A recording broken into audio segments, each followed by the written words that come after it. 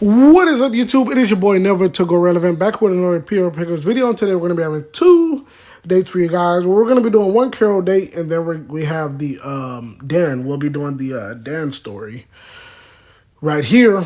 So yeah, without further ado, let's just get started. We'll get right into the Dan story. Breaking the news: you tell Natasha about Dan's plans, but she has plans of her own too. Ooh, okay. Let's see what she's talking about. Having built bridges with Dan, you're now off to see what Natasha thinks of the situation. After texting her, you discover she's looking at some new office space by the harbor. When you visit the property, she's measuring up the place for furniture. There you are. What do you think? I'm confused as to why we need new offices. Because Dan is ditching us, so we'll need our own space eventually. How was he? I don't see a black eye, so I assume it went well. He's not in a great place, but we made up. That sounds vague, but also like something has been agreed. Natasha perches herself upon an office table. Tell me. Dan's thinking about returning. Okay, at what cost? Because remember, I know Dan better than you. In situations like this, his forgiveness has a price. He wants to add someone to the board. Who? He hasn't decided yet. Well, I can't approve that until I know who it is, and neither can you. I haven't, but it remains my decision. Yes, I know. There's no need to state that. So I assume he wants to veto Gina? No, he seemed positive about her. Huh? So we'd have 5 board members. That could work, depending on who he decides to go for. Natasha passed the desk next to her, urging you to sit. You do so, and she puts her arm around you. Question, and I need it answered honestly. Do you need Dan back on the board to keep me in check? No, I just think it's good for the... I just think it's for the good of the business to have more voices. Me too. We're on the same page. But if you're concerned about me pushing forward, please tell me. I'll always give you a final and equal say. Thank you. We work best as a team. We do, even if that team is about to grow. Natasha squeezes your hand. You were right about Mackenzie. I let her down gently. That's a shame. I liked her. Me too. We'll definitely get her on board in the future at some point. If she's available and we're stable. Natasha takes your hand in both of hers. Because we are stable, aren't we? Me and you? It's been hectic lately, but we'll push through. I hope so, but I'm concerned about what will happen moving forward. If we always block together and outvote Dan, he's going to take it personally. And that's even if we're a part of a board of 5. We might not always vote together. No, so you'd vote against me? If I thought it was in the company's best interest, then yes. That's good to know. Natasha rests her head on your shoulder. You know how I have a rule that says no work talk after hours? Yeah, what about it? It doesn't work in reverse. She turns to face you. So even though we're on company time, I want to talk about us. This sounds serious. Haha, not really, and actually, it is kind of related to work. Because I think we need some time off. I agree. Let's take a vacation, baby. It's been stressful. It really has. It's the right choice. We need a break. We'll function better and make smarter decisions if we're rested. Besides, Dan needs some time to fix himself up. I also want to see you in swimwear. That's funny. Those are both good reasons, right? Also, I'm thinking of a city break over a sunny vacation. Oh, yeah? Where? I'll let that be a surprise. Screw it. Let's go this weekend. Pack your things. We deserve this. We're the CEOs. We get to decide when we go away. No phones, no work, just me and you. Which is very true, guys. That's why I'm actually focused on YouTube. I'm tired of my job, man. For Christmas I had to work, even though I was sick with the flu. Technically I had to work, but I had the flu, so I couldn't go. I got a doctor's note or whatever. But you work a job, man. These guys are they damn near own you sometimes what it feels like. So I'm trying to lock in on YouTube, get my own stuff started, Anyways, let's continue with the date. I can't wait. Me neither. It's going to be bliss. Natasha hops down off the desk for both of us. Finally, some good times are ahead for you and Natasha. There's been a lot of business talk and drama lately. So hopefully this will be a time for you two to really unwind and maybe get acquainted, if you know what I mean. Hey, maybe so, That was interesting one for sure. I think this perfect companion is, I think it's a Julia story. I believe so. So I think we just have to complete that mission, then we'll get another Julia thing. Anyways, on to the Carol date. We've been doing a lot of her dates with the Birchbrook thing and all that. Stars in your eyes. You shared an emotional talk with Carol on your last night in Birchbrook. Yeah, Birchbrook. That's what it's called. It's your final night of holiday vacation. Tomorrow morning, you drive back to the city. As has become routine, you spent the day roaming town with Carol. You're both currently in Charlie's Cafe, nursing hot beverages. It's crazy to think that this is our last night together. The days went by quickly. They really did. Too quickly, if you ask me. But if nothing else, we made good use of the time we were given. She reaches across the table to cup your hand in her own. I know it's late, but I have one last thing I wanted to show you. Willing to go on one more adventure? Always. Silly me for asking. I should have known you'd be game. Carol retracts her hand and finishes her drink. You do the same.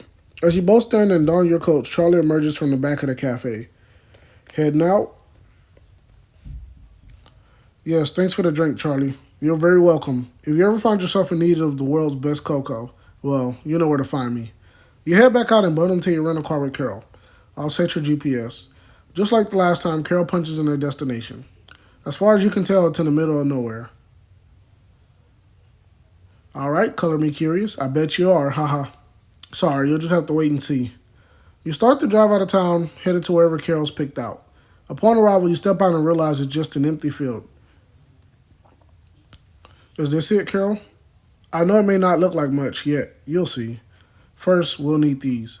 Carol takes a pile of blankets from the back seat. When did those get there? I snuck them in earlier today. Trust me, they'll make things a lot easier. She begins to walk off into the field. Coming? Follow her. Carol leads you out into the middle of the field. With every step you take, the snow crunches underfoot and makes a creaking noise. I love that sound, when the snow almost squeaks. Like a million tiny mice. I can't tell if that image is really cute or really horrifying. Haha. After a few more minutes of walking, Carol suddenly stops. This should be good. Help me spread these out? You do as she asks, helping arrange the blankets on the snowy ground. Are we having a picnic? A nighttime snowy picnic? Not exactly. I didn't bring any food. She lies down the blankets face up, then passes the spot next to her. Join me. Lie down with Carol. You join Carol on the blankets and get comfortable. This is what I wanted to show you. You follow her gaze up into the night sky. You've never seen so many stars. It's as if you're seeing the entire Milky Way at once. With the field's uninterrupted view, the sky is so wide it seems to curl around you. It's amazing. This far out in the country, there's no light pollution to spoil the view. It's like unlocking a second secret night sky. You feel her hand intertwined with yours. I figured you'd probably wouldn't get to see this in the city. I've never seen anything like it. That's what I was hoping for. She turns to face you. Her breath stirs your hair. I'm glad we got to do this, and not just this. Oh, oops. I mean that. I'm glad you visited Birchbrook. You could have gone anywhere. But you came here, and that one decision allowed us to meet. You turn your head to meet her gaze. Your noses touch. I'm so glad we met. You press a kiss to Carol's lips, surrounded by a boundless sky. She rests her head on your shoulder. You two continue to stargaze. What's on your mind? Thinking about the radio show. I've enjoyed the vacation, but I'm also excited to head back to work. But the end of the break also means saying goodbye to you. It's a big, complicated mess of feelings. We'll see each other again. We better. You wouldn't just swoop in and break a girl's heart, would you? Carol pokes you in the side jokingly. I bet a guy like you probably has a girl in every port, right? Well, she puts her finger to her lips, shushing you. I don't want to know. As far as I'm concerned, when you're here, you're mine. She kisses your ear. Does the gentleman find this acceptable? He does. Then it's a deal. She presses yet another kiss to your lips, sealed with the kiss. As she lies back at your side, you remember something. She never finished answering your question at the fishing hut. Can I ask you something? Of course. What happened back at the hut? Oh, you mean... Carol turns back to look at the stars. I guess I owe you an explanation for that, huh? The thing is, well, you asked about my pa. When I fell in the lake, it had only been a few days since he had passed. I'm so sorry. No, it's fine. It was a long time ago. I was still a little girl at the time, maybe 10. It was no one's fault. He got sick, fast, seemed to come out of nowhere. It hadn't cancer, stage 4. He hadn't been doing his checkups. Oh, man. Oh, no. What about your mom? Honestly, I never really knew my mom. She divorced my dad when I was still very young. I don't even remember her. Damn. After Pa died, Charlie and Dallas took care of me. Carol goes quiet for a moment, then continues. The night I fell into the lake, I had biked out there alone in the snow. I don't know why. I guess the lake reminded me of him. Dad, I mean. Dallas had followed me out, so he was in time to save me. If he hadn't, but he did. That's the important thing. Yeah, he dragged me out and took me home. Charlie helped me dry off and brought me cocoa to keep me warm. In the months after Paul's death, the whole town pitched in and cheered me up.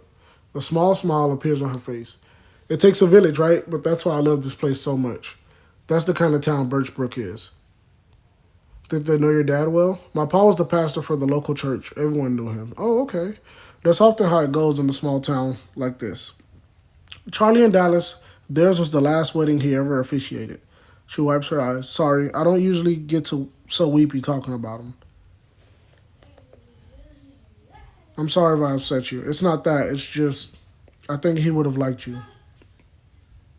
I wish I had met him. Carol smiles at you, then rises from the blanket and offers you a hand. Shall we head back? We shall. Carol helps to your feet, and together you collect the blankets.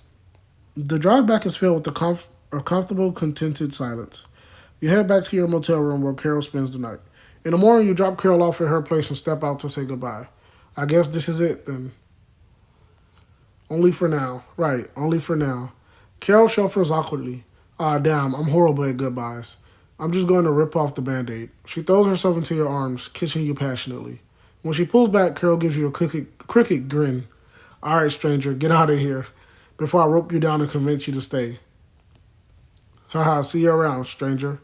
Smooth. You get back into your rental and pull out of the driveway. Carol waves you off. You watch as long as possible until she's out of sight. Then you flip on the radio and begin the long drive home. And so ends your holiday vacation. But wow, what a week. Visiting the market, getting snowed in on Christmas, going out fishing, stargazing. Carol is a once-in-a-lifetime kind of girl. She's totally head over heels for you. But will you ever find the time to make it back to Birchbrook? Or is this small-town girl fated to remain in your rearview mirror? Hey, damn with the bars, man. For sure. Well, clearly, because we do have another date with her here that we could unlock. So I'm glad the Carol story doesn't end because I do like her story. It's pretty interesting, especially after hearing her, talk about her dad and everything. But yeah, man, anyways, that'll be into today's video. Thank you guys so much for watching. I really do hope you enjoyed. And with all that being said, I'll see you all for the next one. Peace out.